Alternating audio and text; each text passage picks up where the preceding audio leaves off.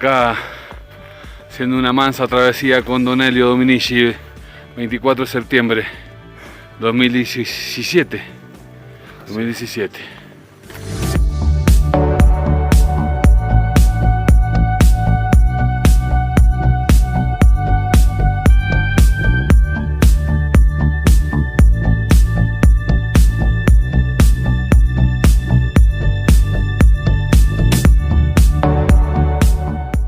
Bajando la quebrada donde está el avión Skymaster Douglas.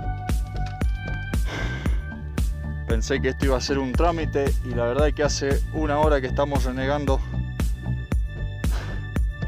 en esta quebrada.